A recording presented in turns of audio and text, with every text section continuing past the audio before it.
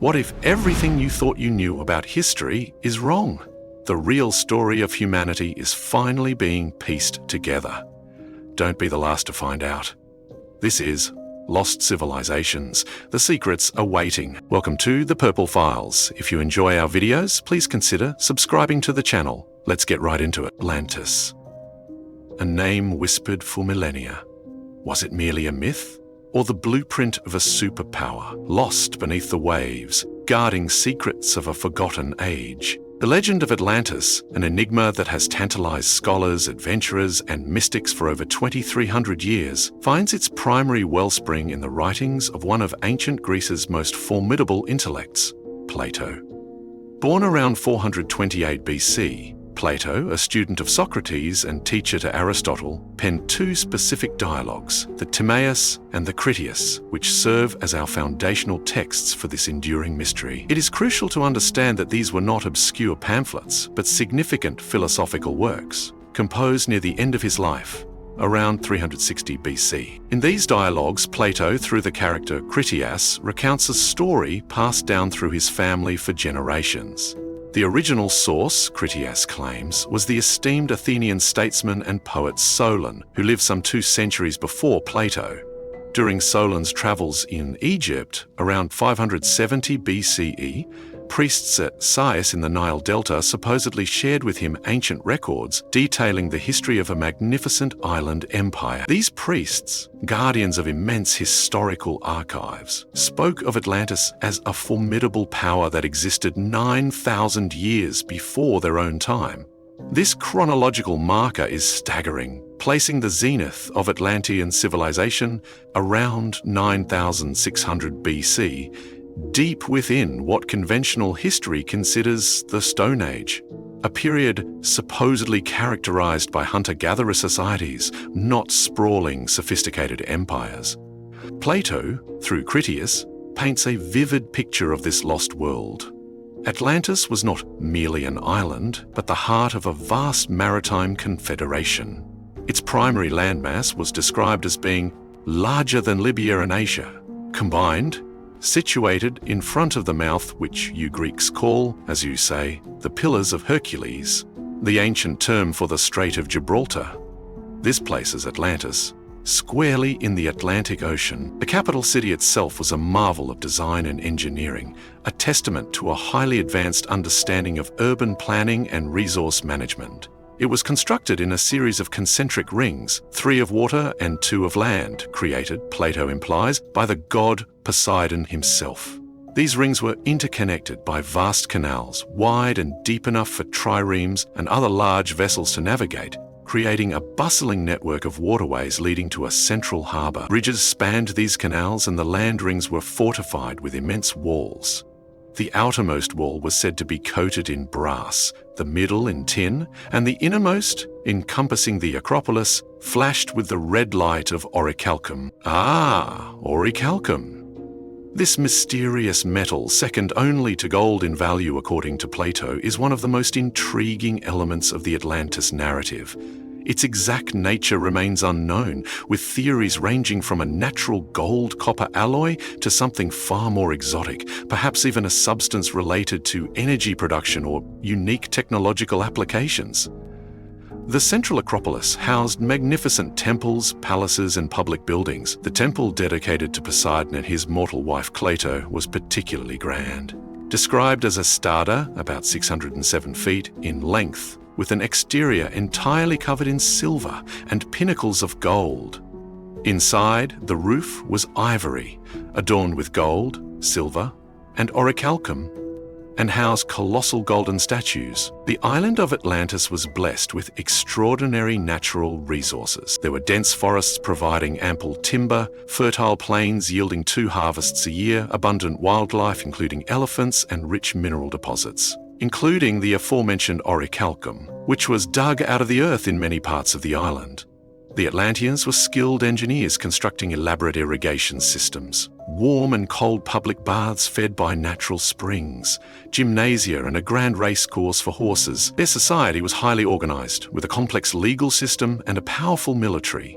Plato details a standing army with 10,000 chariots, a vast infantry, and a navy boasting 1,200 warships, crewed by 240,000 sailors. This was an empire capable of projecting immense power. But what of their advanced knowledge? While Plato doesn't speak of technology in the 21st century sense, no mentions of computers or spacecraft, the sheer scale and sophistication of their Werther and atmospheric described achievements imply a profound understanding of mathematics, engineering, metallurgy, agriculture, and naval architecture that seems utterly anachronistic for 9600 BC.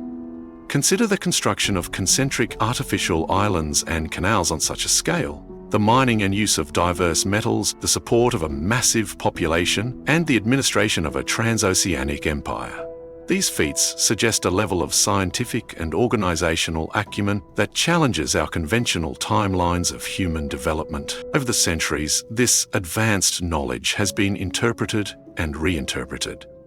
Some researchers and theorists, looking beyond Plato's direct words, have speculated that Atlantean capabilities might have extended into realms we are only now beginning to explore. Were they masters of acoustics and vibrational frequencies, using sound to manipulate matter or for healing? Did their understanding of crystals go beyond mere ornamentation, perhaps employing them as energy sources or communication devices, as famously suggested by the American psychic Edgar Cayce? Could the fiery light of orichalcum hint at an unknown energy source? Did they possess advanced astronomical knowledge, charting the heavens with an accuracy that would not be matched for millennia? Or perhaps advanced medical practices, extending lifespans and curing diseases in ways we cannot imagine? These are, of course, speculative leaps, but they stem from the core description of a civilization that achieved the seemingly impossible for its alleged time. Plato's account is not merely a geographical or technological inventory. It is also a moral tale. For many generations, the Atlanteans were depicted as virtuous, living in accordance with divine laws and valuing wisdom above material wealth. For many generations, as long as the divine nature lasted in them, they were obedient to the laws and well-affectioned towards the god, whose seed they were. Plato wrote. However, this golden age was not to last. As the divine portion of their heritage became diluted too often and too much with the mortal admixture, human failings began to take root. Arrogance, avarice, and an insatiable lust for power corrupted their society. They embarked on a campaign of imperialistic expansion, seeking to subjugate the peoples of the Mediterranean, including, according to the tale, an ancient proto-Athenian state that heroically resisted their onslaught. It was this hubris, this descent into impiety and aggression, that sealed their doom. The gods, specifically Zeus, observing their degeneration, resolved to punish them. Plato's narrative in the Critias breaks off tantalizingly before detailing the exact nature of the divine judgment, but the Timaeus provides the grim conclusion. But afterwards there occurred violent earthquakes and floods, and in a single day and night of misfortune all your warlike men in a body sank into the earth, and the island of Atlantis in like manner disappeared in the depths of the sea. The cataclysm was absolute. The mighty empire, with all its wonders and its people, was obliterated, submerged beneath the waves, leaving behind, as Plato noted, an impassable shoal of mud where it once stood. The debate has raged ever since. Was Plato recounting genuine history, albeit filtered through generations and translations? Or was Atlantis a sophisticated allegory, a philosophical construct designed to explore themes of ideal states, the corrupting influence of power and a cyclical nature of civilizations, using the defeat of an arrogant Atlantis by a virtuous early Athens to flatter his Athenian audience? Skeptics argue that there is no independent archaeological evidence to corroborate Plato's story. No definitive ruins, no unambiguous Atlantean artifacts have ever been discovered that scream Atlantis was here.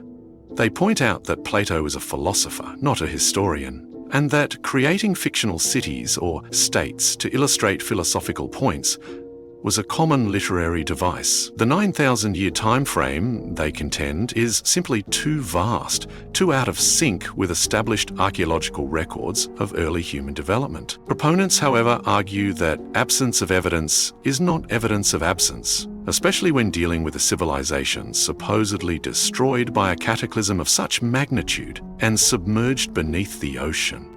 They emphasize the specificity of Plato's details, the geographical location, the city layout, the unique metal or a calcum, suggesting these are too particular for mere fiction. Some believe the 9,000-year figure might be a mistranslation, perhaps meaning 900 years, or referring to lunar cycles rather than solar years, which could place Atlantis in a more archaeologically plausible time frame, such as the Bronze Age. The search for Atlantis has thus become one of history's most enduring treasure hunts, attracting a diverse array of individuals, from serious academics and archaeologists to amateur enthusiasts and esoteric visionaries.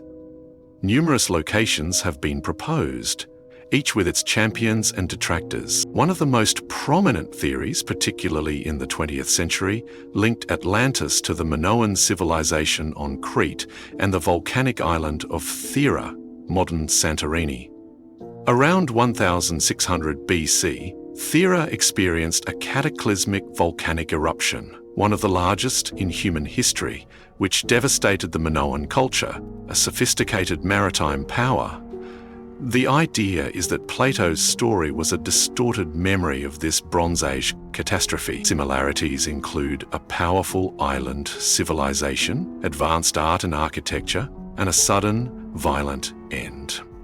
However, the time frame is vastly different from Plato's 9,000 years. The location is within the Mediterranean, not beyond the Pillars of Hercules, and Minoan Crete, while advanced, doesn't quite match the colossal scale described for Atlantis. Other proposed locations in the Atlantic include various submerged seamounts or plateaus, such as the Azores Plateau, or areas near the Canary Islands or Madeira.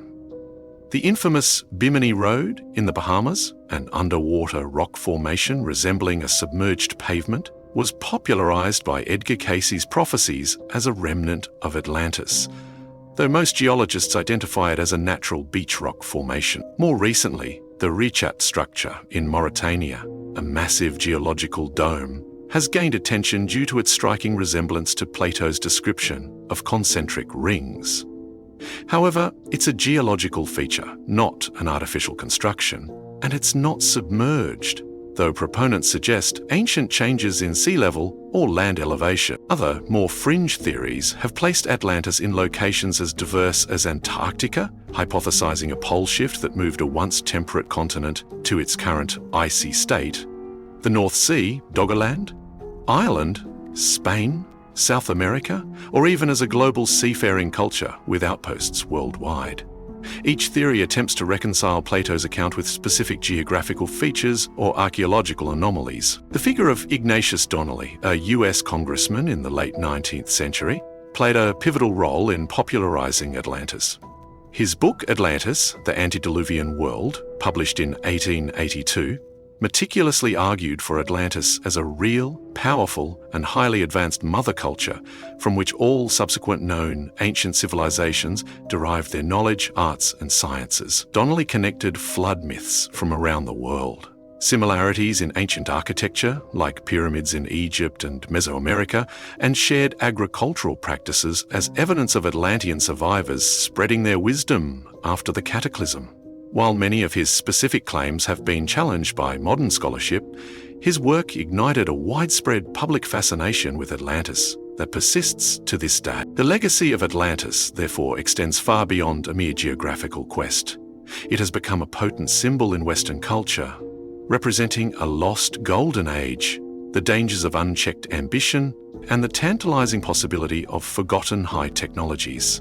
It has inspired countless books, films, artworks, and esoteric philosophies. The idea that highly advanced civilizations could have existed achieved incredible feats, and then vanished, forces us to confront the fragility of our own existence and the vast, uncharted territories of our planet's deep past. Ultimately, whether Atlantis was a tangible place of bronze and orichalcum, or a brilliant figment of Plato's philosophical imagination, its story serves as a profound mirror.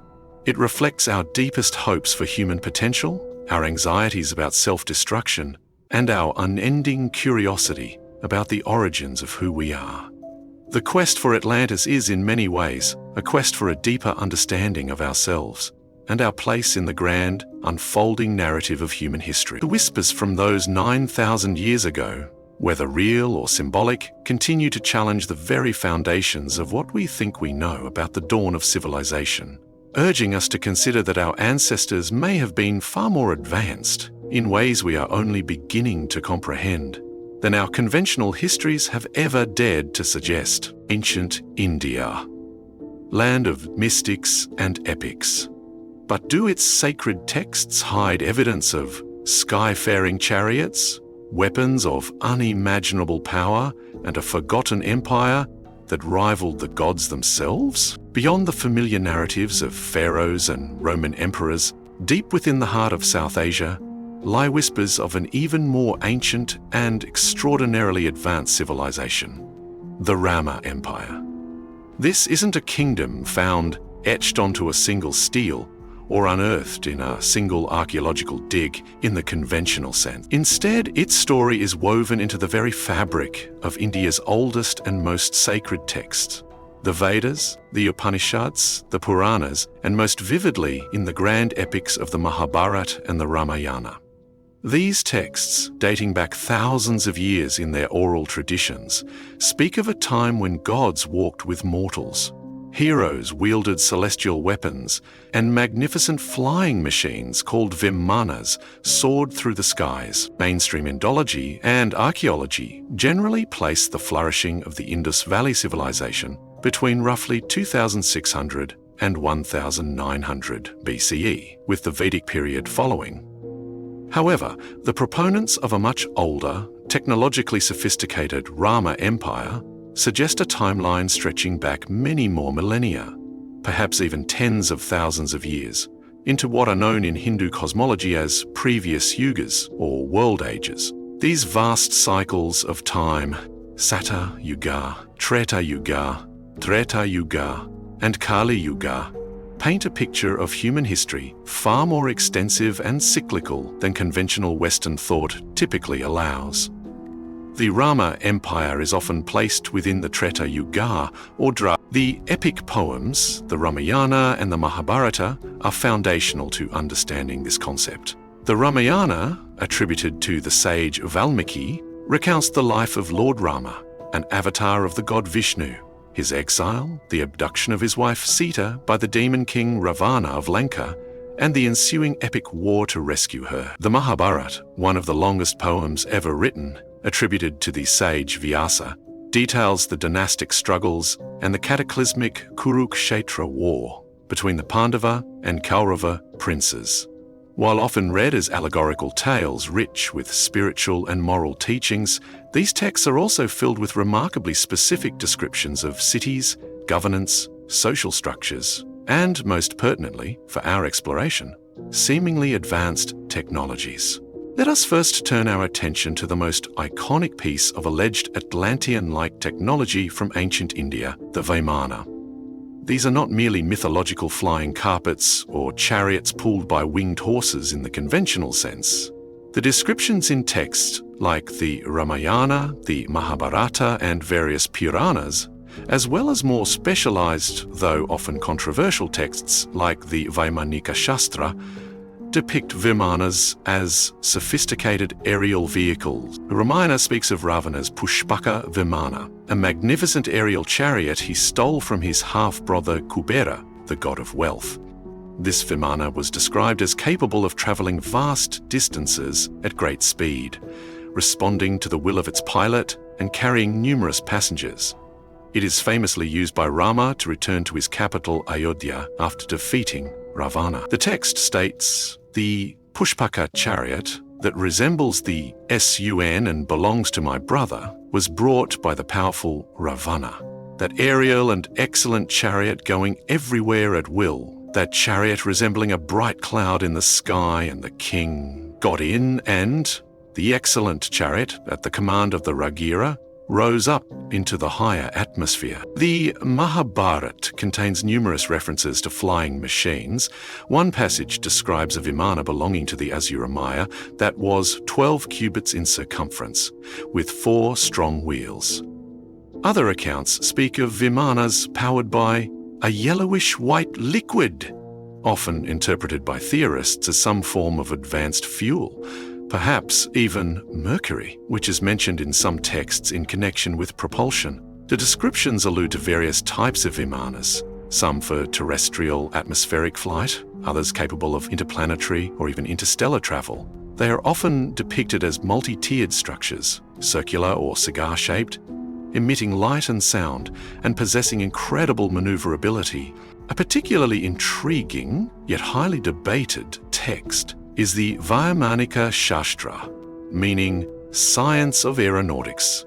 This work, supposedly channeled or rediscovered by Pandit Subbaraya Shastri in the early 20th century and transcribed between 1918 and 1923, claims to be a section of a larger ancient work by the sage Bharadwaja. It details the construction of various types of vimanas, their propulsion systems, allegedly including mercury vortex engines, the metals and materials used, such as sound-absorbing and heat-resistant alloys, the training of pilots, aerial warfare tactics, and even diets for aviators. It describes different types of vimanas, like the Shakuna Vimana, which resembled a bird, the Sandara Vimana, which was rocket-shaped, and the Rukma Vimana, which was conical. However, the authenticity and antiquity of the Vaimanika Shastra are subjects of intense debate. Aeronautical and mechanical engineers who have studied the text, such as a group from the Indian Institute of Science, Bangalore, in 1974, concluded that the designs described were largely unfeasible from an aerodynamic perspective, and that the text itself likely dates to the early 20th century, rather than ancient time. Despite this, it remains a cornerstone for many who believe in ancient Indian aeronautical technology, arguing that our current understanding might be insufficient to interpret the ancient Sanskrit, or that vital contextual knowledge has been lost. Beyond the Vimanas, the ancient Indian epics are replete with descriptions of devastatingly powerful weaponry, often referred to as astras. These were not conventional swords or arrows, but celestial weapons, invoked through mantras and divine favor, possessing destructive capabilities that sound eerily familiar to modern ears. The Kurukshetra War, the central conflict of the Mahabharata, is portrayed as a battlefield where such superweapons were unleashed, causing carnage on an unimaginable scale. Consider the Brahmastra, often described as the ultimate weapon, capable of annihilating entire armies and rendering land barren for generations. Its activation was said to create an incandescent column of smoke and flame as bright as 10,000 suns that rose in all its splendor. The text describes its effects. The corpses were so burned as to be unrecognizable. Hair and nails fell out, pottery broke without apparent cause, and the birds turned white. After a few hours, all foodstuffs were infected. To escape from this fire, the soldiers threw themselves in streams to wash themselves and their equipment. Such descriptions have led many alternative theorists, most famously people like Erich von Daniken and later authors, to draw parallels with nuclear explosions and their aftermath, including radioactive contamination. Other fearsome weapons included the Agnyastra, a fire weapon that could not be extinguished by conventional means; the Varunastra, a water weapon that could cause torrential downpours or floods; the Nagastra, which unleashed venomous serpents upon the enemy; and the Pashupatastra, an incredibly destructive personal weapon of Lord Shiva. The use of these weapons was often governed by strict ethical codes, and their deployment was a matter of last resort, given their potential for widespread, indiscriminate destruction. The sages and warriors who possessed them understood the grave responsibility that came with such power. The question arises, are these descriptions purely mythological hyperbole, symbolic representations of spiritual power, or could they be distorted accounts of advanced forgotten sciences? Proponents of the ancient astronaut and lost civilization theories argue for the latter. They point to passages that seem to describe not just the effects of these weapons, but also their appearance and the method of their deployment, as evidence of a lost technological understanding. Beyond warfare and flight, there are hints of other advanced knowledge within the Vedic and epic traditions. Ayurveda, the traditional Indian system of medicine, has roots that are claimed to be thousands of years old, with complex knowledge of surgery, herbal remedies, and holistic health. Ancient Indian texts also display sophisticated understanding of mathematics and astronomy. Concepts like zero, the decimal system, and remarkably accurate calculations of planetary movements and cosmic cycles are found in these scriptures, often predating similar discoveries in other parts of the world by centuries. Metallurgy is another area of interest.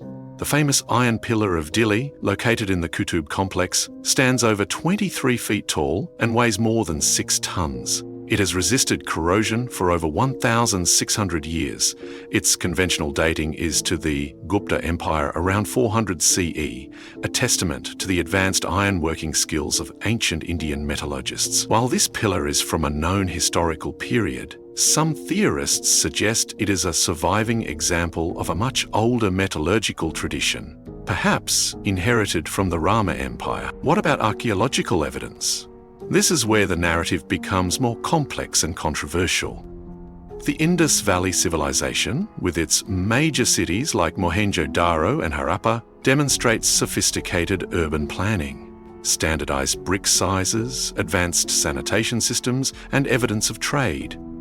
Its script remains undeciphered, and its decline around 1900 BC is still debated, with theories ranging from climate change and Aryan migrations to internal conflict. However, some researchers have put forth more radical theories regarding the destruction of cities like Mohenjo-Daro. In the 1960s and 70s, authors like David Davenport, a British researcher of Indian studies, claimed to have found evidence at Mohenjo-Daro suggesting a sudden, violent end, possibly due to an event akin to a nuclear explosion.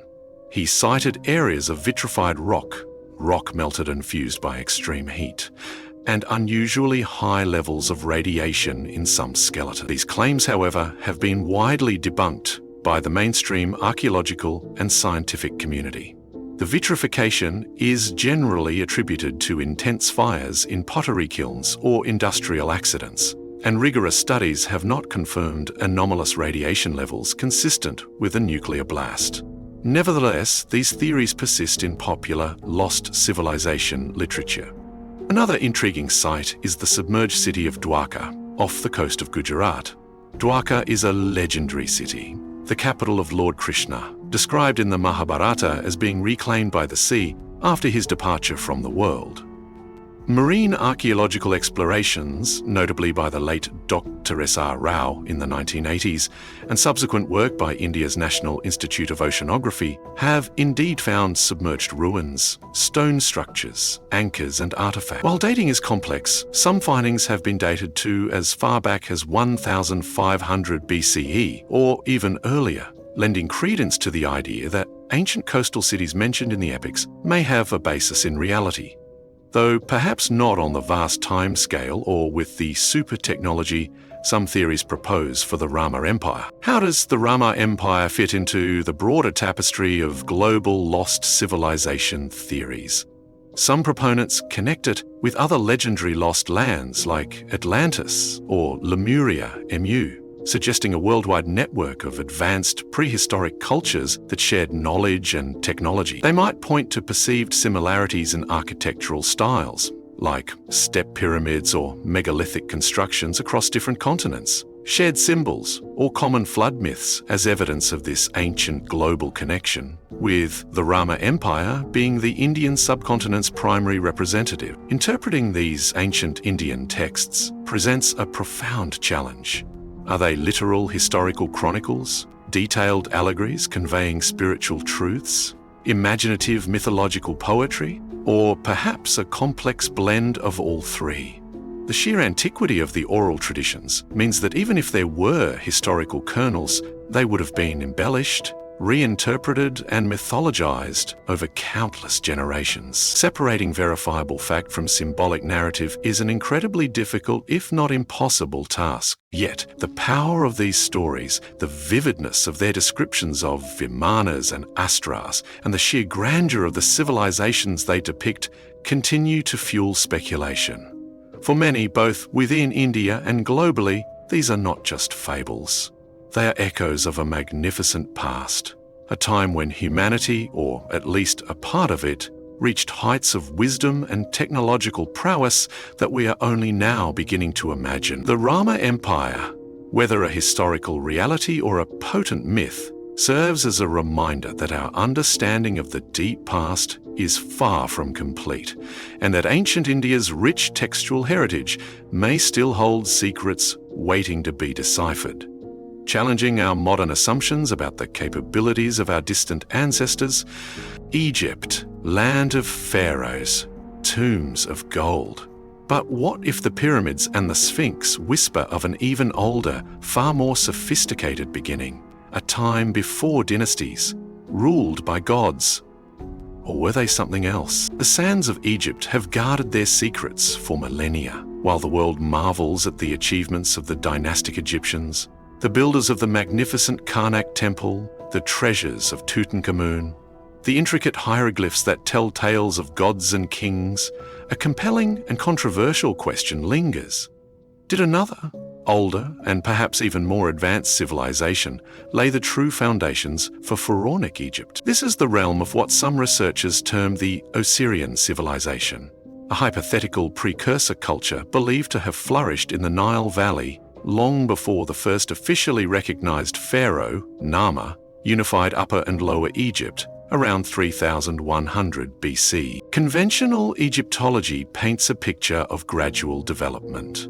Early Neolithic settlements in the Fayum and Nile Valley, evolving through pre-dynastic cultures like the Badarian, Naqada I, Naqada II, and Naqada III, also known as the Jerseyne culture, which saw the rise of social stratification, rudimentary kingships, and early forms of monumental architecture and writing. This linear progression, according to mainstream thought, culminated in the early dynastic period and the subsequent Old Kingdom, the era of the Great Pyramid builders. However, alternative theories, championed by researchers like John Anthony West, Robert Bauval, Graham Hancock, Robert Schoch, and others, propose a radically different narrative. They suggest that the most iconic and enigmatic monuments of Egypt, specifically the Great Pyramid of Giza, the Sphinx, and other megalithic structures like the Osirion at Abydos, exhibit levels of engineering precision, geological understanding, and astronomical alignment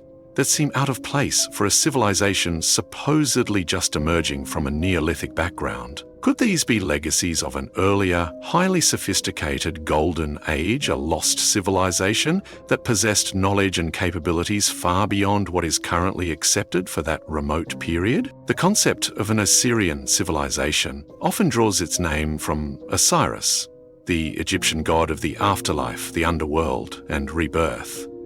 In Egyptian mythology, Osiris was a primeval king who brought civilization to Egypt, teaching humanity agriculture, law, and religion before being murdered by his brother Set, and later resurrected by his wife Isis. Some interpretations see Osiris not merely as a mythological figure, but as a deified historical or semi-historical ruler from this proposed earlier epoch, a time when gods, or highly advanced beings, walked the earth and laid the groundwork for later Egyptian culture. These followers of Horus, or Shemsu Hor, mentioned in some Egyptian king lists and texts like the Turin Papyrus, are sometimes interpreted as the inheritors or remnants of this Osirian civilization, bridging the gap between the age of gods and the rise of mortal pharaohs. The primary focus of this alternative perspective often centers on the Giza Plateau. The Great Pyramid of Giza, traditionally attributed to the pharaoh Khufu around 2580 to 2560 BCE, is a structure that continues to baffle and inspire awe. Its sheer scale is staggering, composed of an estimated 2,300,000 stone blocks, some weighing up to 80 tons, precision cut and fitted with tolerances that modern builders would find challenging even with advanced machinery. Its alignment to true north is extraordinarily accurate, within just 3/60ths of a degree. Its geometry encodes sophisticated mathematical constants like pi and the golden ratio, phi. Whether by design or coincidence remains a subject of intense debate. Proponents of an older genesis for the pyramids question how such a monumental and precise structure could appear relatively suddenly in the architectural record, with few clear evolutionary precursors. While earlier step pyramids like Djoser's at Saqqara exist, the leap in scale, precision, and internal complexity to the Great Pyramid is seen by some as too abrupt. They ask, were the dynastic Egyptians the original architects and builders? Or were they inheritors, perhaps even repairers and repurposers, of structures built by a much older, lost civilization? Could the pharaohs have found these structures already ancient in their time and claimed them, building smaller, less sophisticated pyramids later on in an attempt to emulate these primeval wonders? Then there is the Great Sphinx of Giza, traditionally believed to represent the pharaoh Khafra, Khufu's son, and dated to his reign around 2558 to 2532 BCE. This colossal limestone statue, with the body of a lion and the head of a human, is another source of profound controversy. The work of geologist Dr. Robert Schoch in the early 1990s brought the age of the Sphinx into sharp focus. Schoch, examining the weathering patterns on the body of the Sphinx and the walls of the Sphinx enclosure, concluded that the erosion was not primarily caused by wind and sand, as commonly believed, but by prolonged and extensive rainfall. The critical point here is that the climate of the Giza Plateau has been arid for the last 5,000 years. For the Sphinx to have experienced enough rainfall to create such deep vertical fissures and undulating weathering patterns, Schoch argued, it must date back to a much earlier period, between 7,000 and 5,000 BC, or possibly even earlier, when Egypt experienced a significantly wetter climate. This water weathering hypothesis, if correct, would push the origin of the Sphinx thousands of years before the dynastic Egyptians, placing it firmly in the era of the proposed Osirian civilization. This theory, while supported by some geologists, is strongly contested by most Egyptologists, who point to iconographic evidence, the style of the Sphinx's headdress, the nemes, circumstantial archaeological evidence linking the Sphinx to Khafra's Causeway and Valley Temple, and argue that alternative explanations for the weathering, such as groundwater seepage or haloclasty, salt weathering, are more plausible. The debate over the Sphinx's true age remains one of the most heated in the study of ancient Egypt. Beyond Giza, other sites fuel the speculation of lost technologies. The Osirian at Abydos, a mysterious underground structure built of massive granite blocks, some weighing over 100 tons, is another enigma. Officially attributed to Seti I or his son Ramesses II, around 1290 BCE, its architectural style is starkly different from the nearby Seti temple. Its megalithic, unadorned and cyclopean construction, with incredibly tight-fitting joints between colossal blocks, has led some researchers, like John Anthony West, to suggest it is far older, perhaps a symbolic tomb of Osiris from that earlier epoch, which Seti merely discovered and incorporated into his own temple complex. The precision with which these multi-ton granite blocks were quarried, transported hundreds of miles from Aswan, and assembled is, for some, indicative of a last high technology. Evidence cited for advanced machining in pre-dynastic or Old Kingdom Egypt is another cornerstone of these theories. Christopher Dunn, an engineer, has meticulously examined artifacts such as granite boxes in the Serapeum at Saqqara, statues, and core drill holes found at various sites. He argues that the precision, flatness, and tooling marks found on these hard stone objects, particularly granite and diorite, are inconsistent with the supposed capabilities of simple copper tools and stone pounders attributed to the dynastic Egyptians. Dunn points to evidence of what he interprets as high-speed drilling at perfectly symmetrical forms and impossibly smooth surfaces, suggesting the use of advanced lathes, saws, and drills, possibly even ultrasonic or other lost forms of machining technology. For example, the granite boxes in the Serapeum, each weighing around 70 tons with a 30-ton lid, are crafted with remarkable internal and external precision. Some researchers claim their internal corners are so sharp and surfaces so flat that they defy explanation by conventional tool theories. Similarly, core drill holes in granite, some showing spiral grooves that suggest a very rapid feed rate, are presented as evidence of a technology far beyond the accepted dynastic toolkit. Mainstream Egyptologists counter that skilled craftsmen, using patience, time, and known ancient techniques, such as using copper tubes with abrasive sand slurry for drilling, could indeed achieve such results, and that interpretations of machining are often anachronistic projections of modern technological understanding onto ancient artifacts. The concept of Zep Tepi, or the first time, mentioned in some Egyptian texts, is also invoked. This refers to a remote golden age when gods ruled Egypt, an era of creation and primordial perfection. Could Zep Tepi be a cultural memory of this Osirian civilization? The Turin King list, a papyrus from the reign of Ramesses II, lists divine and semi-divine rulers before Menes, the first dynastic pharaoh, ruling for thousands of years. While often dismissed as mythological, some researchers see these as genuine king lists from a forgotten period. If such an advanced civilization existed, what happened to it, and what knowledge did it possess? Theories often involve a global cataclysm, perhaps the end of the last ice age around 9700 BCE, coinciding strikingly with Plato's dating for the destruction of Atlantis and the proposed earlier dating for the Sphinx's water weathering. Such an event, perhaps involving massive floods, sea level rises, and crustal displacement, could have wiped out this civilization, leaving only fragmented knowledge and a few incredibly durable megalithic structures as its legacy. The knowledge attributed to this Assyrian civilization often includes a deep understanding of astronomy, evidenced by the celestial alignments of the Gizeh pyramids with Orion's belt, as proposed by Robert Bauval in the Orion correlation theory. Sophisticated mathematics, geodesy, the science of Earth's shape and dimensions, with claims that the Great Pyramid encodes terrestrial measurements, and perhaps even consciousness technologies, or an understanding of Earth energies and sacred geometry. Were the dynastic Egyptians the inheritors of this lost knowledge, attempting to preserve and replicate it, but perhaps not fully understanding its original principles? Did their priests and scribes hold on to fragments of this ancient wisdom, encoding it into their myths, rituals, and temple architecture? This idea suggests that pharaonic civilization, rather than being a beginning, was a renaissance, a rediscovery, or a continuation of something far older and more profound.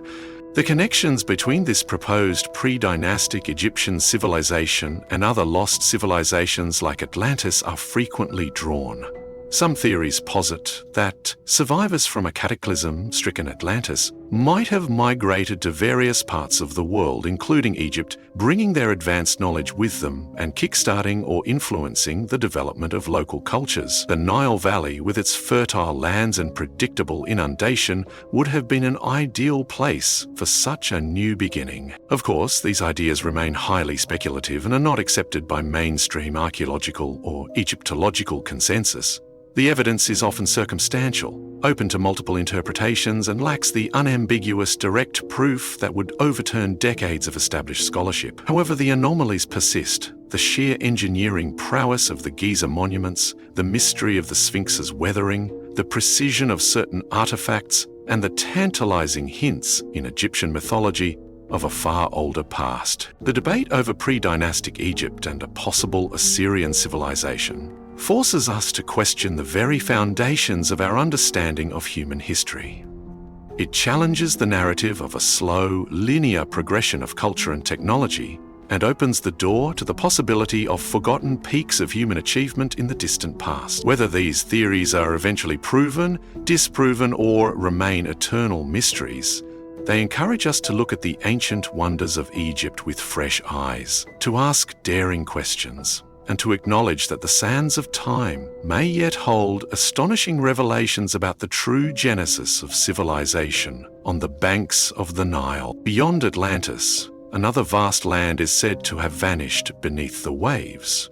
Lemuria, or Mu, a sprawling continent in the Pacific, home to an ancient race possessing not weapons of war, but technologies of the spirit. While Atlantis dominates many discussions of lost continents, another equally captivating, though perhaps more ethereal landmass haunts the fringes of our historical consciousness. Lemuria, often interchangeably referred to as Mu.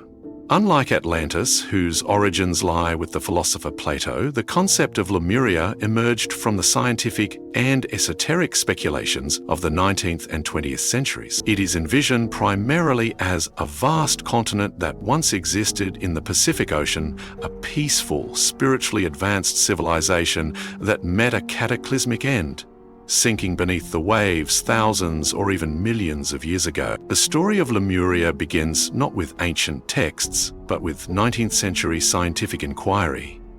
In 1864, the English zoologist Philip Sclater, puzzled by the presence of lemur fossils in both Madagascar and India, but not in Africa or the Middle East, proposed the existence of a submerged land bridge, or continent, connecting these land masses across the Indian Ocean. He named this hypothetical land Lemuria. This scientific theory of a lost Indian Ocean continent gained some traction at the time, supported by other naturalists like Ernst Haeckel, who used it to explain the distribution of various plant and animal species. However, with the later acceptance of plate tectonics and continental drift, the scientific necessity for such a land bridge largely disappeared, and Lemuria, in its original scientific context, faded from mainstream discourse. But the idea of Lemuria did not die. It was seized upon and dramatically transformed by figures within the burgeoning occult and theosophical movements of the late 19th and early 20th centuries. Helena Blavatsky, a co-founder of the Theosophical Society, incorporated Lemuria into her complex cosmology in her influential work, The Secret Doctrine, published in 1888. Blavatsky described Lemurians as one of the root races of humanity, gigantic, hermaphroditic, egg-laying beings with rudimentary intellects, but developing spiritual consciousness. For Blavatsky, Lemuria was primarily located in the southern hemisphere, encompassing parts of the Indian and Pacific Oceans.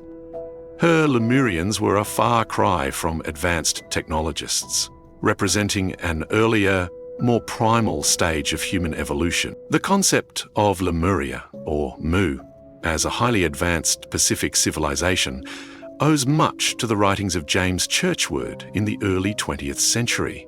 Churchward, a retired British colonel and self-proclaimed occultist, claimed to have deciphered ancient tablets called the Narkal tablets, which he said he discovered in India with the help of a high temple priest. These tablets, according to Churchward, told the story of Mu, a vast motherland continent that stretched from north of Hawaii, south to Fiji and Easter Island, existing some 50,000 years ago.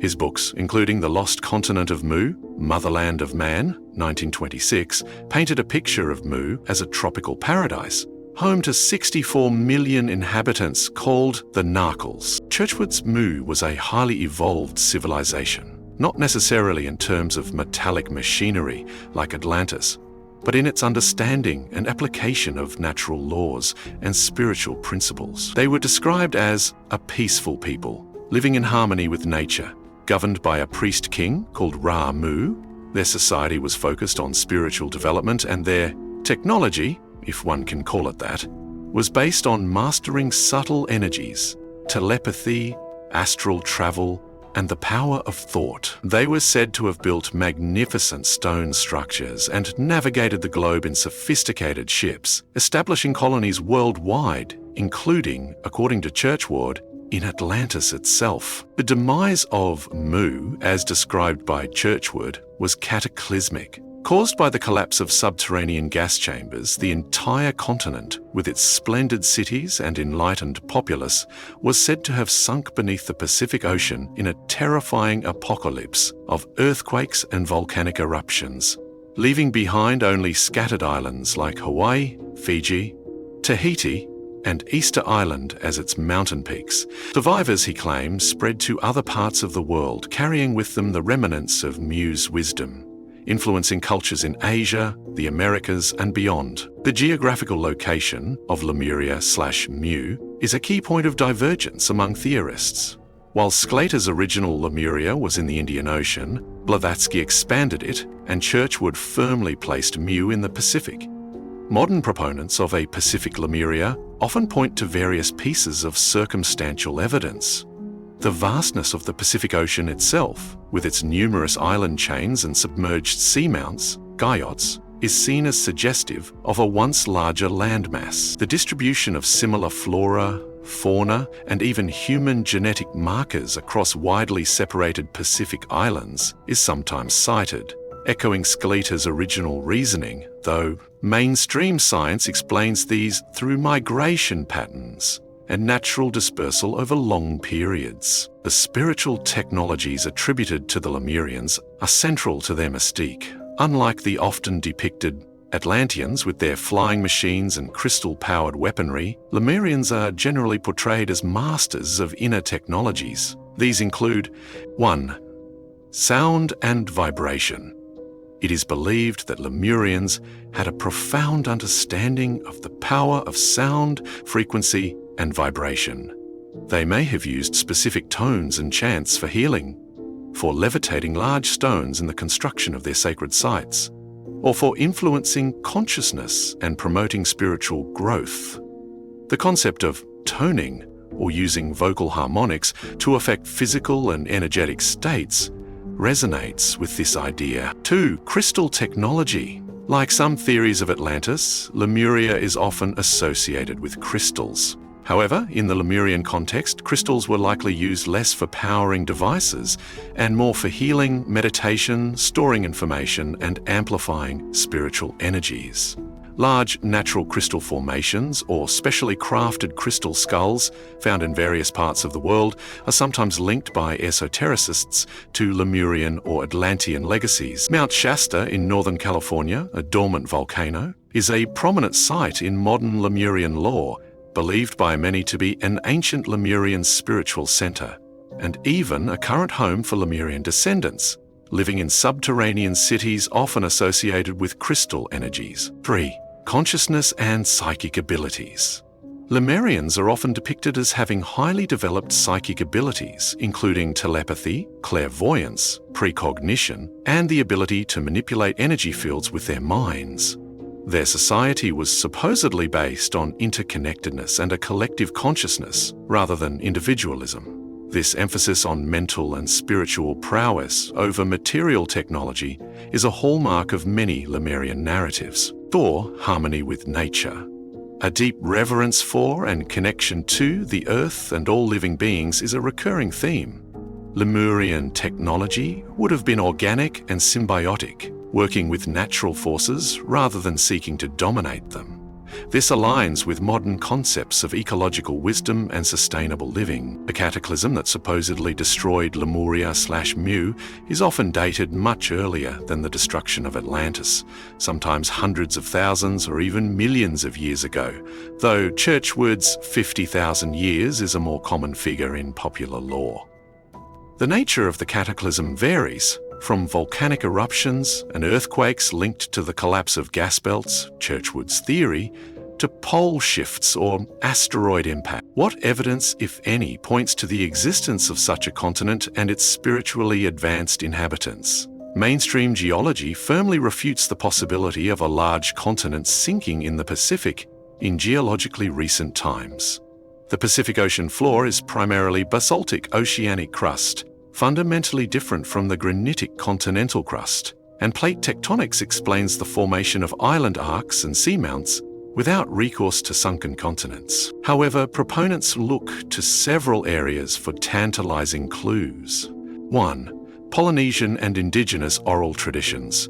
Many Pacific Islander cultures have rich oral traditions that speak of ancestral homelands, great floods, and civilizing heroes who arrived from across the sea. Stories from Hawaii, Tahiti, New Zealand, Mauaiki, and Easter Island, Rapa Nui, are sometimes interpreted as fragmented memories of a lost motherland like Mu. The navigational skills of ancient Polynesians, enabling them to settle remote islands across vast oceanic distances, are seen as a possible legacy of an ancient seafaring culture too. Megalithic sites in the Pacific, Easter Island, with its iconic moai statues and the undeciphered Rongorongo script, is a perennial enigma. How a small, isolated population could carve, transport, and erect hundreds of colossal stone figures remains a subject of debate, though archaeological research has provided plausible, albeit challenging, scenarios using local resources and manpower. Some theories propose that the original settlers of Easter Island were Lemurian refugees, bringing with them stoneworking knowledge. Similarly, the megalithic ruins of Nan Madol on the island of Ponape in Micronesia, a city built of massive basalt logs on artificial coral islets, defy easy explanation and are sometimes linked to a lost, advanced seafaring culture. The sheer effort involved in constructing Nan Madol, often called the Venice of the Pacific, is astounding. 3. Submerged structures. Occasional reports or sonar images of allegedly artificial underwater formations in the Pacific, such as the Yonaguni Monument off the coast of Japan, though most geologists consider it a natural geological formation with some human modification, fuel speculation about sunken cities. However, definitive, widely accepted evidence of large-scale submerged artificial structures from a continental landmass remains elusive. 4. Esoteric and channeled information. Much of the modern lore surrounding Lemuria comes from channeled sources, psychic readings, and esoteric interpretations. Figures like Edgar Cayce, while more focused on Atlantis, also mentioned Lemuria or Mu. This type of information, while compelling to believers, is not considered empirical evidence by scientific standards. The cultural impact of Lemuria, particularly in New Age and esoteric circles, is significant. Lemuria often represents a utopian ideal, a peaceful, matriarchal or egalitarian society living in spiritual harmony, a stark contrast to the more technologically aggressive and often patriarchal image of Atlantis.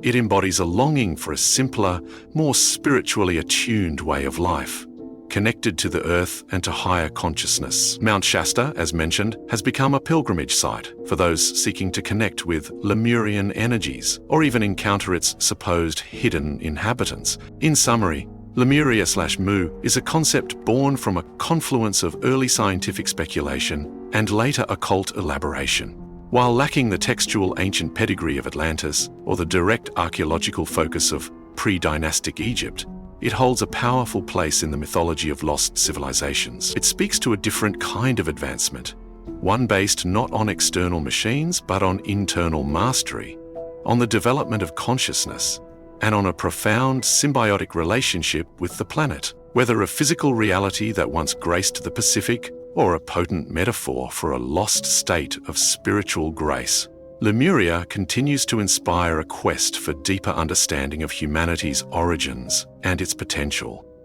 It challenges us to consider that technology might encompass more than just circuits and steel, and that true advancement might lie in the forgotten sciences of the spirit, the heart, and our connection to the universe. The gentle whispers from this supposed sunken paradise invite us to explore the vast, uncharted oceans of both our planet and our own inner worlds. Across our planet, colossal stones stand silent sentinel. Who quarried, shaped, and erected these megaliths, some weighing hundreds of tons? Were they the work of disparate peoples, or the legacy of a single, globe-spanning civilization, lost to the mists of a pre-Ice Age world. While legends of Atlantis and Lemuria speak of advanced societies with sophisticated, almost magical technologies, another compelling narrative emerges from the very bedrock of our planet, the story of the megalithic masterminds. This theory posits the existence of a highly sophisticated, globally interconnected civilization that flourished before the end of the last Ice Age, roughly 11,600 years ago. Their calling card was not written texts or delicate artifacts, but an unparalleled mastery over stone, quarrying, transporting, and precisely assembling megalithic structures of breathtaking scale and precision found scattered across diverse continents. Conventional archaeology typically attributes megalithic sites to various, independent, later cultures, developing these skills over time in their respective regions, Neolithic farmers in Europe, for instance, or later Andean civilizations in South America.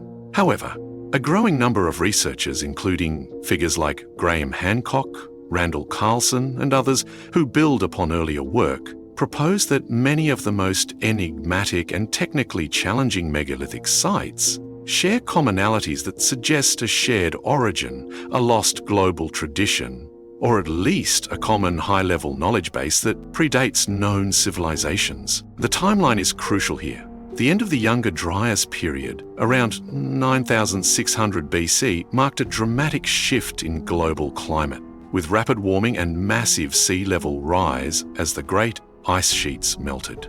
This is the very time frame Plato gives for the destruction of Atlantis. Proponents of a pre-Ice Age megalithic civilization argue that such a global culture, if it existed, would have been devastated by these cataclysms.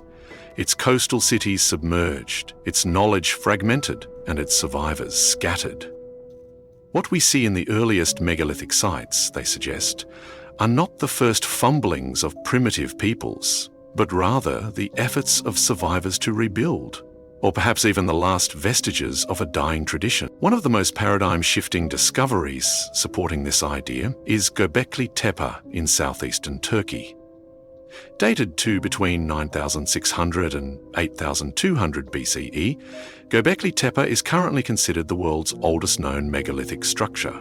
Predating Stonehenge by some 6,000 years, this complex of massive, intricately carved, T-shaped limestone pillars, some weighing up to 20 tons and standing nearly 20 feet tall, arranged in circular enclosures, was built by people who were supposedly pre-agricultural hunter-gatherers. The sophistication of Göbekli Tepe, its monumental scale, its complex iconography featuring animals like lions, boars, foxes, and birds, and the organizational effort required for its construction challenges the traditional model that complex, monumental architecture only arose after the development of agriculture and settled societies. How did hunter-gatherers, with no known evidence of domesticated plants or animals at this specific site at its earliest levels, manage to organize the labor, quarry the stone, carve it with such skill, and erect these structures? Some pillars are adorned with high-relief carvings of animals, and there's evidence of sophisticated symbolism. The site was deliberately and carefully buried around 8,000 BCE, preserving it for millennia. Was Göbekli Tepe an attempt by survivors of a lost older civilization to preserve their astronomical and spiritual knowledge in stone? A message in a bottle for future generations? Its discoverer, the late Klaus Schmidt, famously said, "First came the temple, then the city." Moving across the globe to South America, we encounter Pumapunku in Bolivia, part of the larger Tiwanaku archaeological site near Lake Titicaca. While conventionally dated to around 500 to 1000 CE, some researchers, citing archaeo-astronomical alignments and perceived weathering patterns, argue for a much older origin, possibly tens of thousands of years ago. The stonework at Pumapunku is truly astounding. It features enormous andesite and red sandstone blocks, some weighing over 100 tons, cut with such precision that they fit together like puzzle pieces, often without mortar. Most famously, there are H-blocks with incredibly complex, interlocking shapes, perfectly flat surfaces, and right angles that appear to have been machined. The precision is baffling. How were these hard volcanic stones quarried, transported miles from their sources, some across Lake Titicaca, and then shaped with such accuracy using supposedly primitive tools? The intricate cuts, internal right angles, and drill hole-like features have led some, like engineer Christopher Dunn, to suggest the use of advanced power tools or even casting techniques, far beyond the capabilities attributed to the Tiwanaku culture by mainstream archaeology. While these interpretations are highly controversial, the sheer technical skill demonstrated at Pumapunku remains a profound mystery. Nearby, the Kalasasaya platform and the Gateway of the Sun at Tiwanaku also display remarkable stone masonry. Let's travel to the Middle East, to Baalbek in Lebanon. Here, in the foundations of the later Roman Jupiter temple, lie some of the largest worked stones on Earth. The trilithon consists of 3 colossal limestone blocks, each estimated to weigh around 800 tons, forming part of a podium wall. Even more astonishing is the Stone of the Pregnant Woman, Hajar al-Hibla, still in its quarry nearby, weighing an estimated 1,000 tons. A recently discovered even larger block, dubbed the Stone of the South, is estimated at over 1,650 tons. While the Romans undoubtedly built the temple complex we see today, the question is whether they quarried and moved these truly gargantuan foundation stones, or if they built upon a much older, pre-existing megalithic platform. Moving and precisely placing stones of 800 to over 1,000 tons would be a monumental challenge, even with today's largest cranes and transport equipment. How an ancient civilization, Roman or otherwise, accomplished this remains a subject of intense debate. Could this have been a sacred site for a much older megalithic culture, later co-opted by the Romans? Other notable sites around the world exhibit similar characteristics of immense scale and unexplained precision. Sacsayhuaman in Peru, overlooking Cusco. This Inca fortress, or temple complex, features enormous polygonal limestone blocks, some weighing over 125 tons, fitted together with such precision that a knife blade cannot be inserted between them. While attributed to the Inca Empire, 15th century CE, the sheer scale and the differing styles of stonework within the complex have led some to suggest that the Incas built upon even older pre-Inca foundation. The vitrified appearance of some stones, as if melted by intense heat, adds another layer of mystery, though this is often explained by natural weathering or lightning strikes.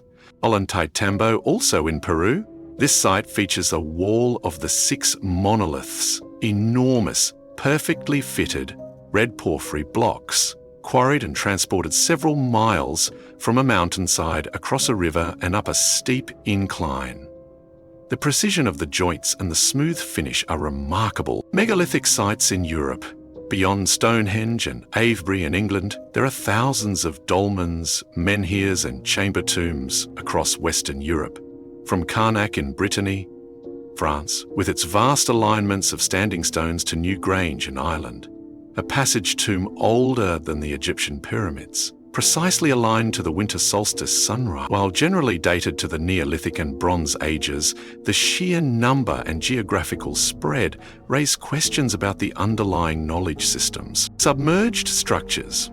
As mentioned with Dwarka and Yonaguni, reports of submerged megalithic-like structures in various parts of the world, e.g. off the coast of Cuba, in Lake McDonald in Ontario, though many are unconfirmed or disputed, fuel speculation about coastal settlements of a pre-Ice Age civilization lost to rising sea levels.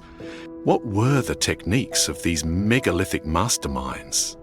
The conventional explanation involves vast amounts of human labor, simple tools, stone pounders, copper chisels, wooden levers and rollers, immense patience, and generations of accumulated knowledge. However, for the most extreme examples, the multi-hundred-ton blocks, the laser-like precision cuts, the complex interlocking shapes, some researchers find these explanations insufficient. Alternative theories propose sound technology/levitation. Similar to Lemurian theories, the idea that ancient builders understood acoustics and could use sound frequencies to nullify or reduce the weight of massive stones, making them easier to move and manipulate. Geopolymer concrete/stone casting.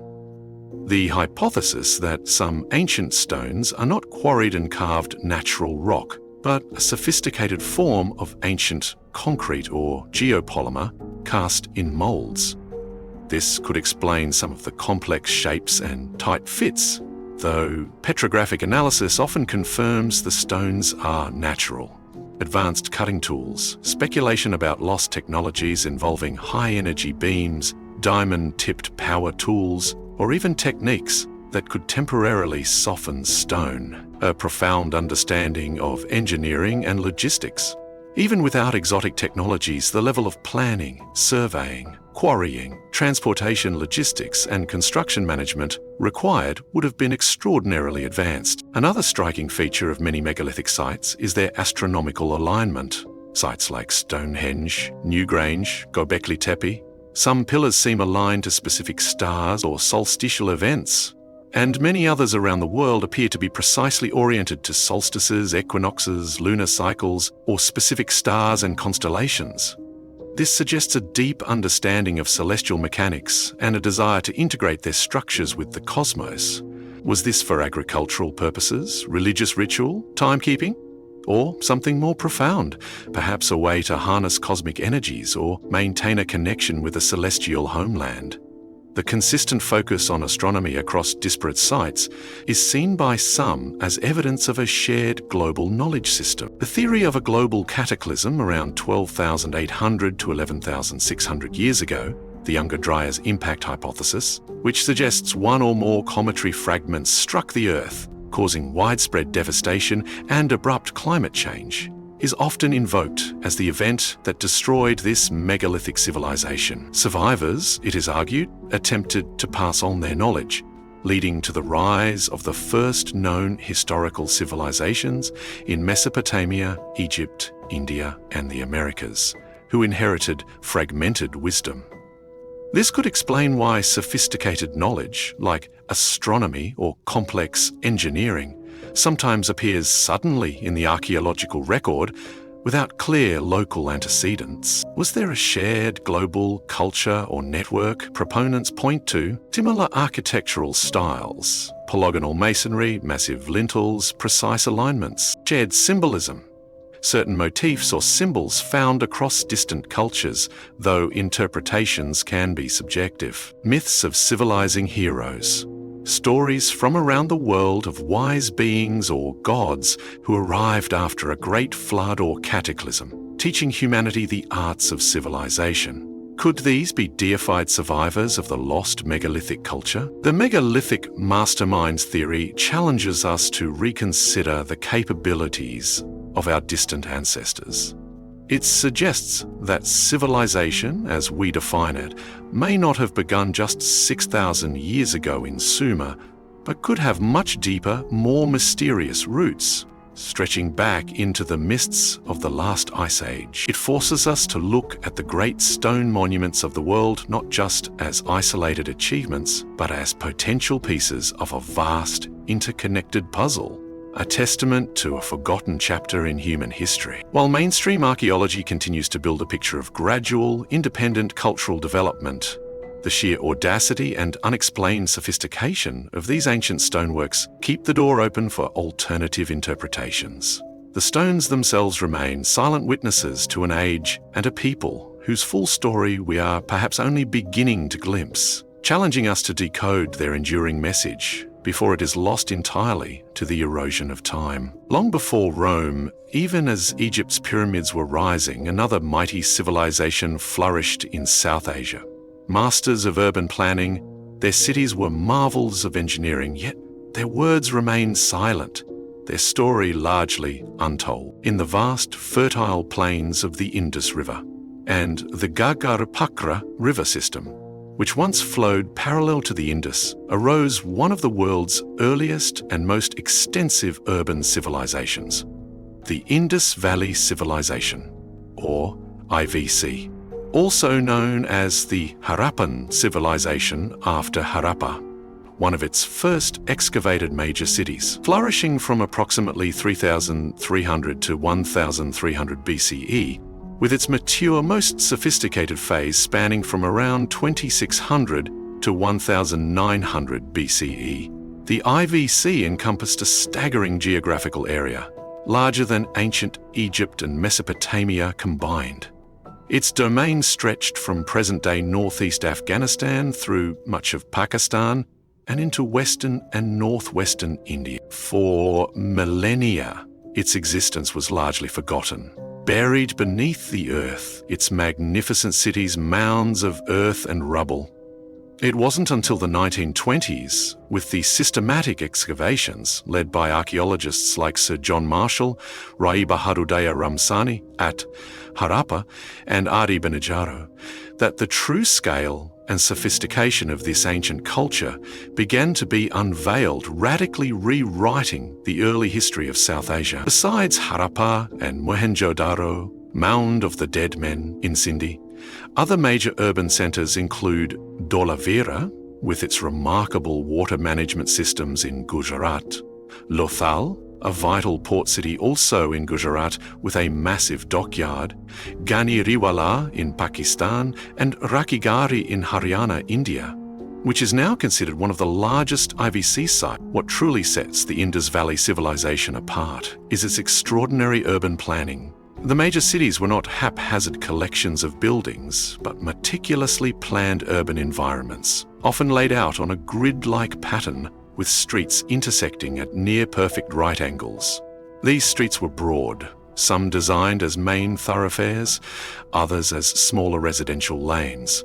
This level of organisation suggests a strong central authority or a deeply ingrained civic understanding capable of conceiving and executing such complex layouts for populations that may have numbered in the tens of thousands in cities like Mohenjo-daro. One of the most astonishing aspects of IVC cities was their advanced sanitation and hydraulic engineering.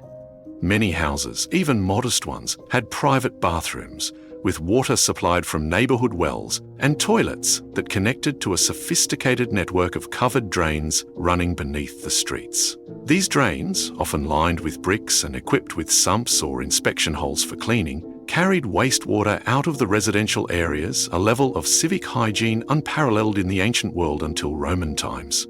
Thousands of years later, Dholavira, for instance, showcases an elaborate system of reservoirs, channels and dams to collect and manage precious monsoon rainwater, demonstrating a profound understanding of water conservation in a semi-arid environment. Standardization was another hallmark. Bricks, whether sun-dried or kiln-mined, were predominantly of standardized dimensions, typically in a ratio of 4:1, used across vast distances, indicating not only sophisticated manufacturing techniques, but also a system of regulation and, perhaps, centralized planning or widely accepted building codes. While the IVC cities boasted impressive public works, they notably lack the colossal monumental structures typically associated with rulers in other ancient civilizations, like Egypt or Mesopotamia. There are no grand pyramids, ziggurats, or opulent royal palaces that scream of despotic kings.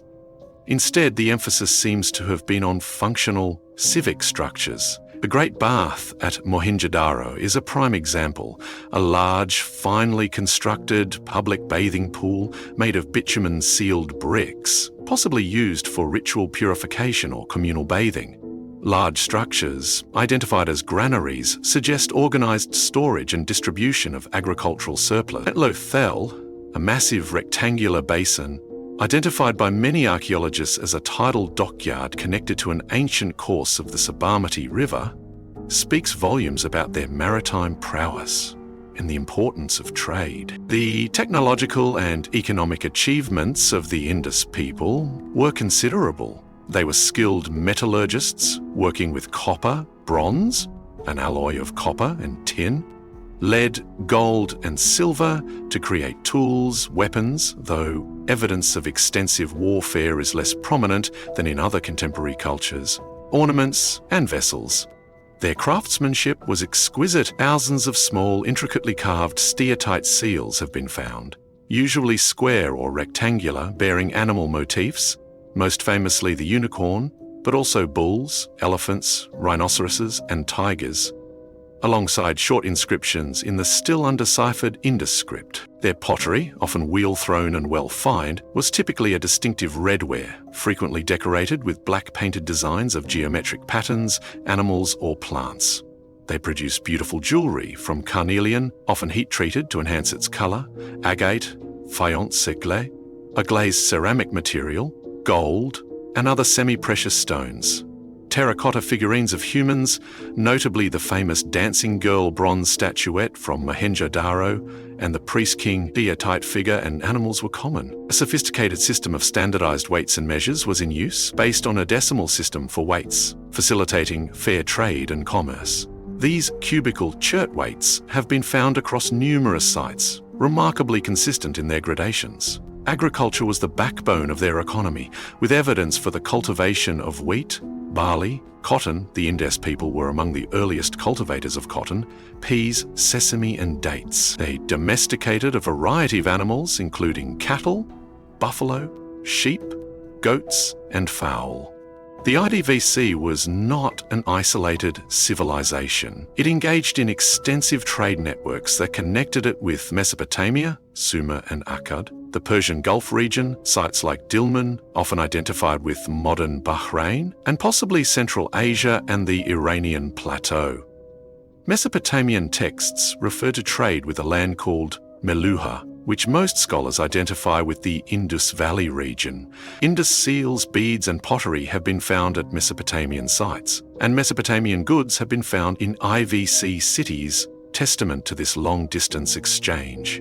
Lothal's dockyard would have been a crucial hub in this maritime trade. Perhaps the greatest enigma of the Indus Valley civilization is its script. Over 4,000 inscribed objects have been discovered, bearing more than 400 distinct symbols. These inscriptions are typically very short, averaging only about 5 signs, with the longest being around 26 signs. Despite decades of research by scholars worldwide, the Indus script remains Numerous attempts have been made proposing links to Dravidian languages, spoken today mainly in South India, Indo-Aryan languages, the family to which Sanskrit belongs, or other language isolates, but no proposed decipherment has achieved widespread acceptance. The brevity of the inscriptions, the lack of a bilingual text, like a Rosetta Stone, and the unknown underlying language make it an incredibly challenging puzzle. Unlocking this script could revolutionize our understanding of their society, beliefs, governance, and their own name for their civilization. Due to the undeciphered script, our understanding of the IVC's social structure and beliefs is largely inferred from archaeological evidence. The apparent lack of grand palaces or ostentatious royal tombs suggests a less overtly hierarchical society than in Egypt or Mesopotamia. Perhaps power was more decentralized, or leadership was expressed in ways that did not involve monumental self-aggrandizement. Some scholars have proposed a system governed by merchant elites or priestly councils. Their religious practices are also a subject of interpretation. The prevalence of animal motifs on seals, particularly the bull and the so-called unicorn, possibly a stylized depiction of a bovine or a mythical creature, suggests these animals held significant meaning. Terracotta figurines of females, often heavily adorned, are thought by some to represent a mother goddess cult. The famous Pashupati seal from Mohenjo-Daro depicts a seated, horned figure surrounded by animals, which some scholars have interpreted as a proto-Shiva, a principal deity in later Hinduism. The Great Bath and the emphasis on drainage suggest that water and ritual purity may have played an important role in their belief system. Burial customs were generally simple, with bodies interred in rectangular pits, often with a few grave goods, though variations exist. The decline and eventual disappearance of the Indus Valley civilization, beginning around 1900 BCE, is another complex puzzle. There was no single, sudden collapse, but rather a gradual de-urbanization, a decline in civic standards, and a shift in population centers. Several factors likely contributed: climate change, significant shifts in monsoon patterns leading to prolonged droughts or altered rainfall could have severely impacted agriculture, the mainstay of their economy. The drying up of the Ganga-Thrakra river system, often identified with the mythical Sarasvati River mentioned in Vedic texts, would have had catastrophic consequences for the numerous settlements along its banks. Environmental degradation. Centuries of intensive agriculture, deforestation for fuel and building materials, and overgrazing could have led to soil exhaustion and desertification in some areas. Tectonic activity. The Indus region is geologically active. Earthquakes could have altered river courses, disrupted irrigation systems, or caused catastrophic floods. Decline in trade. The decline of Mesopotamian markets or disruptions to trade routes could have weakened the economic foundations of the IBC Aryan migration/invasion theory. An older theory, famously proposed by Sir Mortimer Wheeler, suggested that invading Indo-Aryan tribes from Central Asia destroyed the IVC cities. However, this theory has been largely discredited in its simplistic form due to a lack of strong archaeological evidence for widespread warfare or destruction layers coinciding with this period. More nuanced theories suggest a complex process of migration, cultural interaction, and assimilation over centuries, rather than a violent conquest. Internal factors, possible social unrest, disease, or a breakdown in civic order could also have played a role. It's most likely that a combination of these factors, particularly environmental and climatic changes, led to the gradual disintegration of the unified Harappan culture and the abandonment of its great cities. Populations dispersed into smaller rural settlements, and new regional cultures emerged, such as the painted greyware culture and the cemetery H culture, which carried some Harappan traditions but also exhibited new traits. What is the legacy of this forgotten people? Despite the undeciphered script, many scholars believe that certain aspects of Indus culture survived and were absorbed into later Indian traditions. Possible continuities include elements of religious belief, like the reverence for certain animals, possible antecedents of Hindu deities, yoga-like postures seen on seals, practices like ritual bathing, and perhaps even some technological or agricultural knowledge. The Indus Valley civilization stands as a testament to the ingenuity and organizational capabilities of early humans. Its sophisticated urban planning, advanced sanitation, standardized systems, and extensive trade networks mark it as one of the foundational civilizations of the ancient world. Yet, so much about its people, their language, their beliefs, their social organization, the precise reasons for their decline, remain shrouded in mystery, making them one of history's most compelling enigmas, a silent giant whose full story is still waiting to be told from beneath the sands of time. Beyond the biting north wind, beyond the icy wastes, legends whisper of Hyperborea, a sun-drenched paradise in the Arctic, home to a blessed race who knew the secrets of perpetual light and eternal youth. In the tapestry of lost civilizations and mythical lands, Hyperborea holds a unique and luminous place. Unlike the sunken continents of Atlantis or Lemuria, or the archaeologically grounded mysteries of the Indus Valley, Hyperborea is primarily a child of ancient Greek myth and poetry, a legendary realm located in the far north, a place of eternal spring, untouched by cold, disease, or strife.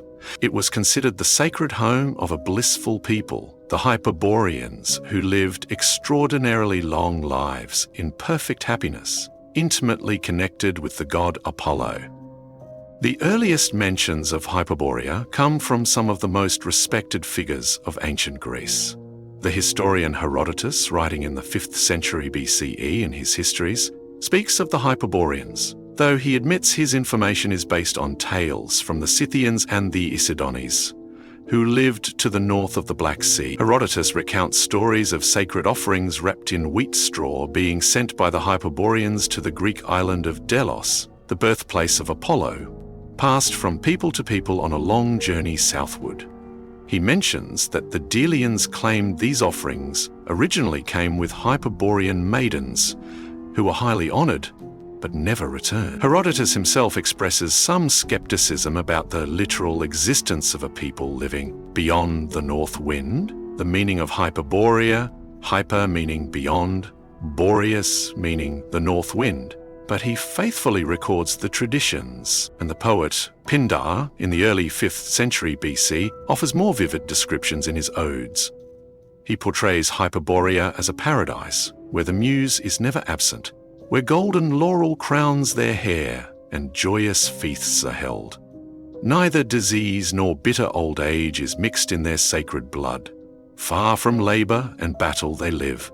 Pindar sang. For him, it was a land where heroes like Perseus, after slaying Medusa, were said to have feasted among the Hyperboreans, marvelling at their sacrifices of asses to Apollo. Other classical writers, including Pliny the Elder in his Natural History, 1st century CE, further elaborated on this northern utopia.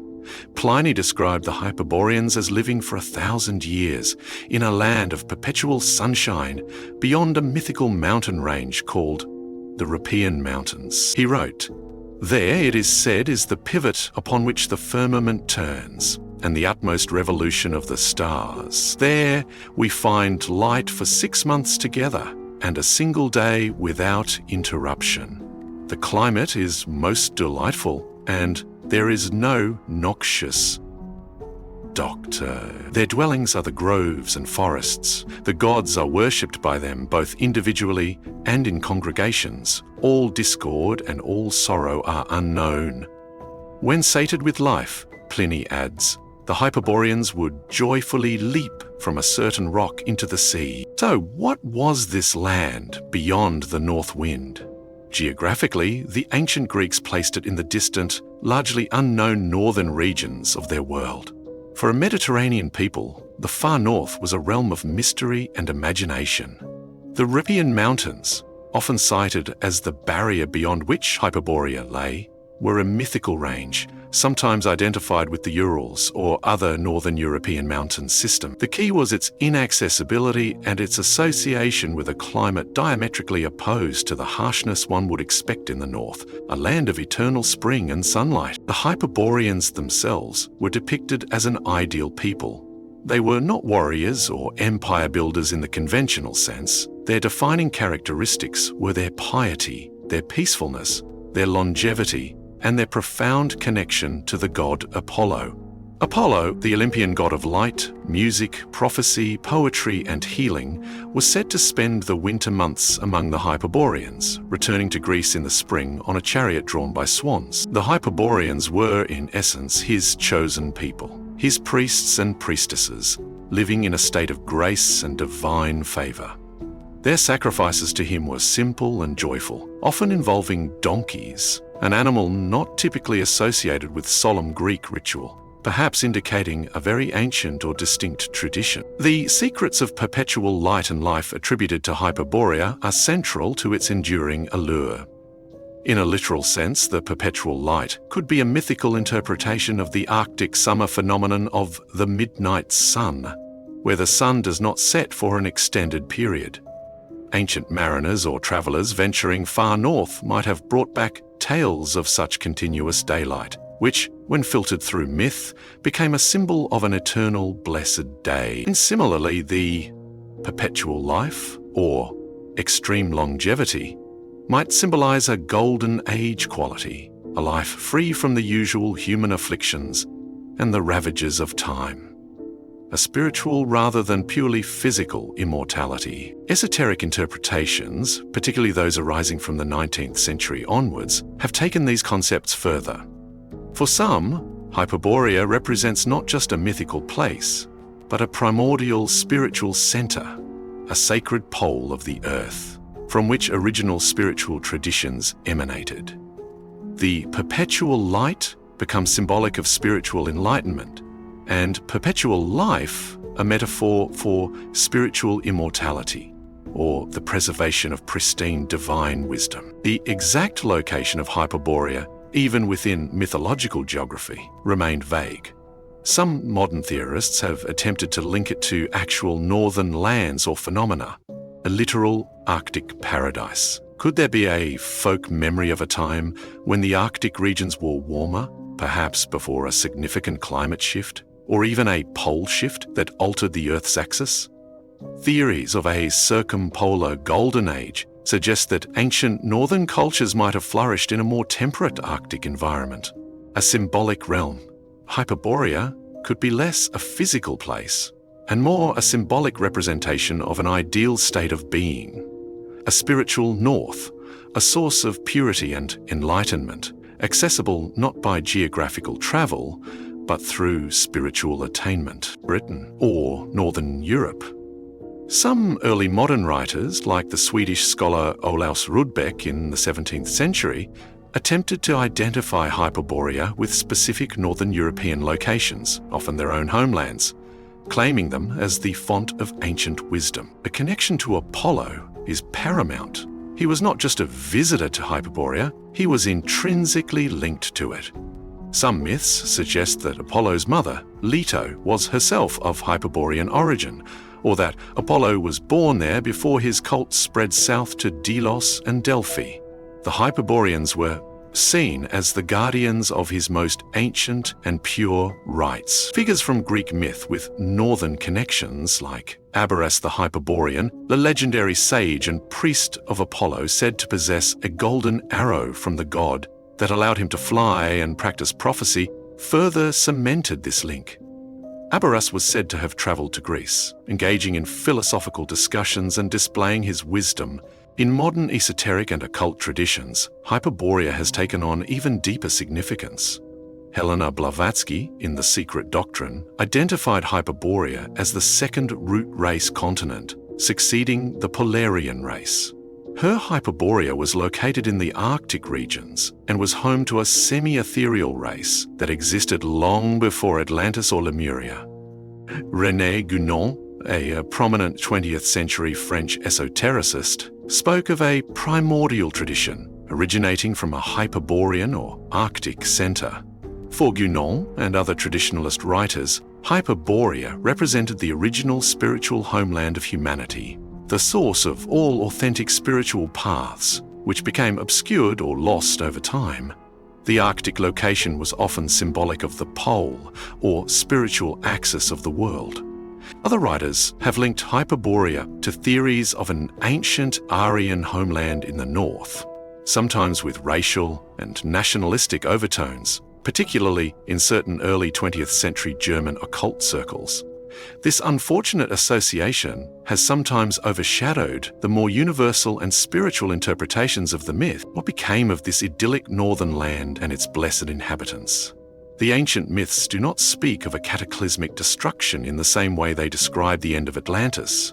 Rather, Hyperborea seems to fade from view, becoming more remote, more inaccessible, its connection to the southern world more tenuous. Perhaps as the world aged and entered darker cycles, the conditions for such a paradise diminished, or, as some esoteric theories suggest, the Hyperboreans, being spiritually advanced, withdrew from a world that was no longer receptive to their wisdom, their land becoming hidden or transformed into a purely spiritual realm.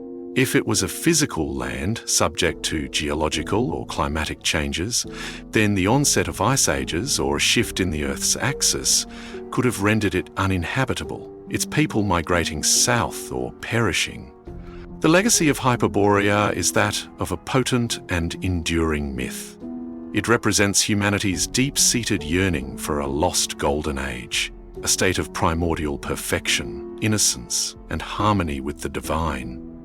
It is the archetypal paradise lost, but one located not in a lush southern garden, but in a luminous, surprisingly warm, and spiritually charged north. It speaks to the idea that true wisdom and enlightenment might originate from unexpected or forgotten corners of the world, from places beyond the reach of ordinary human experience. Hyperborea challenges us to look beyond the material and the mundane, to consider the possibility of higher states of existence and lost spiritual traditions.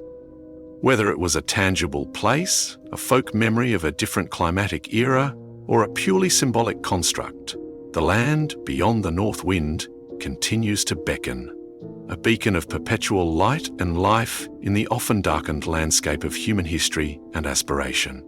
It remains a testament to the power of myth to encode our deepest hopes and to hint at possibilities far beyond our everyday understanding, a final, shimmering enigma in our exploration of lost worlds. And that is it. If you've enjoyed this video, please consider subscribing to the Purple Files, click the like button, and drop a comment down below. More videos to come, and until then, thanks for watching.